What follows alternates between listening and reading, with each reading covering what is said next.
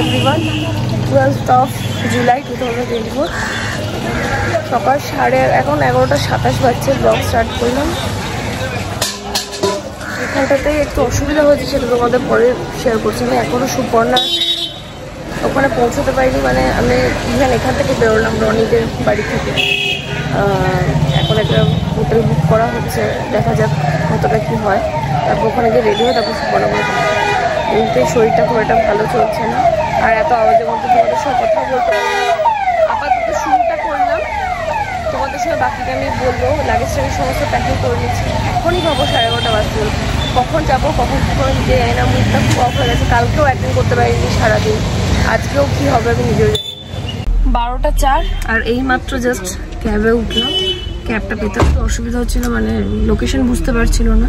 এখন এখান থেকে যাচ্ছি 9.2 কিলোমিটার মতো এখান থেকে, যে হোটেলটা নেওয়া হয়েছে ওখানে গিয়ে স্নান করে রেডি হয়ে তারপর যাবো। শরীর এত খারাপ করছে, বাট যাওয়ার ইচ্ছেটা আছে, তো সেই জন্য যাই হোক যাব। তারপর তো সন্ধ্যাবেলাও তো আছে, তো পুরোটা তোমরা দেখতে থাকো।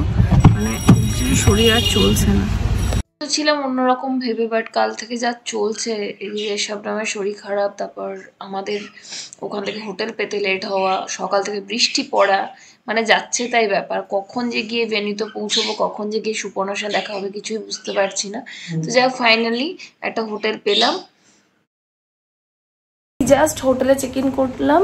আর একবার তোমাদের দেখিয়ে দিই রুমটা মেসড আপ হওয়ার আগে, কারণ সবাই আছে তো জিনিসপত্র সব অগোছালো হবে। তো এটা হচ্ছে এন্টায়ার রুমটা, বেশ সুন্দর, বাইরেটাও বেশ ওপেন।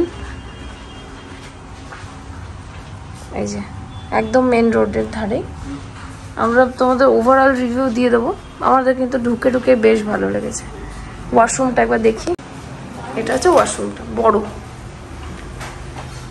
বেশ বড়। তো 12 আর এই জাস্ট এখান থেকে বেরোচ্ছি, বেরিয়ে এখান থেকে কাছেই। তবে যেটুকু সময় অনেকটা দেরি হয়েছে, মানে এই দেরির কোনো তুলনা হয় না, বাট কিছু করার নেই। আর কোনো রকমে তাড়াতাড়ি রেডি হয়েছি, তার জন্য একদম সিম্পল লুক।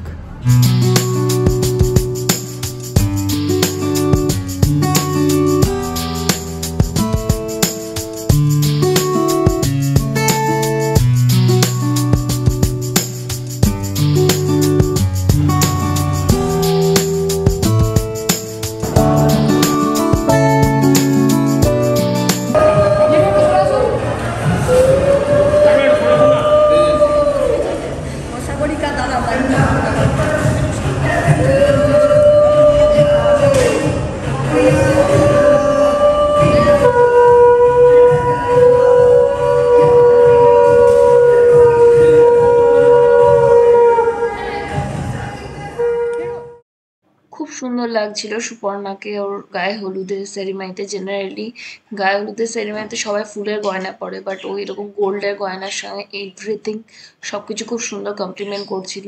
আমার শুধু একটা জিনিসই খারাপ লাগছিল যে আমি সময় পৌঁছতে পারলাম না। বাদ বাকি ওখানে গিয়ে খুব আনন্দ করেছি। সুপর্ণাকে একবার ফটোশ্যুটের জন্য গায়ে হলুদ লাগিয়েছি, পরে তোমরা দেখতে পাবে। আবার রিয়েলে মানে বেশি বেশি করে গায়ে হলুদ লাগিয়েছি।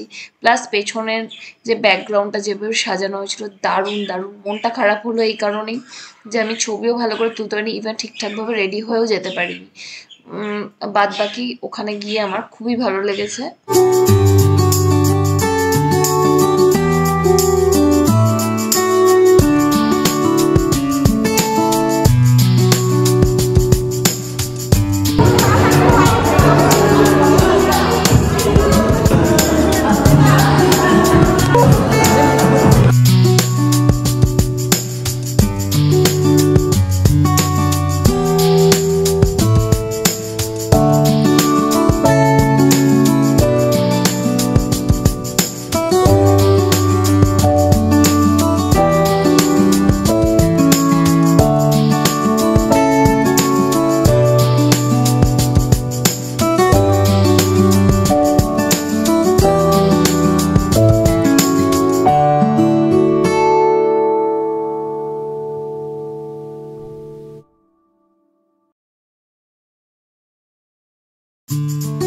যে তখন তোমাদের বলেছিলাম যে এবার রিয়েলে বেশি বেশি করে হলুদ মাখানো হবে, তো বেশি বেশি করে হলুদ মাখানো হলো। আমার খুব ইচ্ছে ছিল আগের দিন সঙ্গীত তারপর আইবুড়ো ভাত সবটাই যাতে অ্যাটেন্ড করতে পারি, বাট আনফর্চুনেটলি সেটা হয়নি।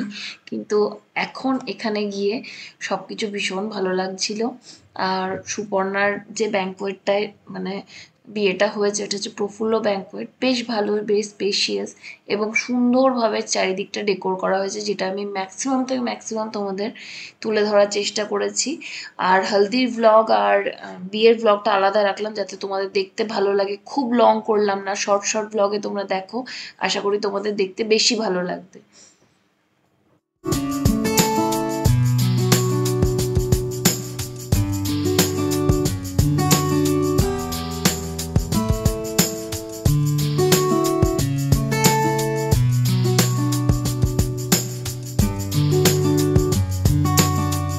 গায়ে হলুদ মাখিয়ে এই জাস্ট খেতে বসেছি।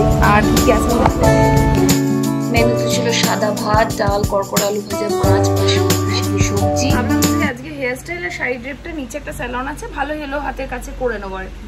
তো গিয়ে চার্জেস জানলাম, প্রফেশনাল স্যালন, আমারটা অফকোর্স প্রফেশনাল, আমি কি চার্জ নিই ডাবল ট্রিপল, মানে জাস্ট নর্মাল বলে একটা মেসি বার্ন করবে সেটা 999, শাড়ি ড্রেপ হচ্ছে 350। তারপরও লোকে আমাকে বলে নাকি আমি প্রচুর চার্জ নিই। আমার নর্মাল হেয়ার বানি মোটামুটি 300 350, যার মধ্যে ওই সমস্ত ফ্রন্ট কার্লস ওয়ার্লস সব থাকে।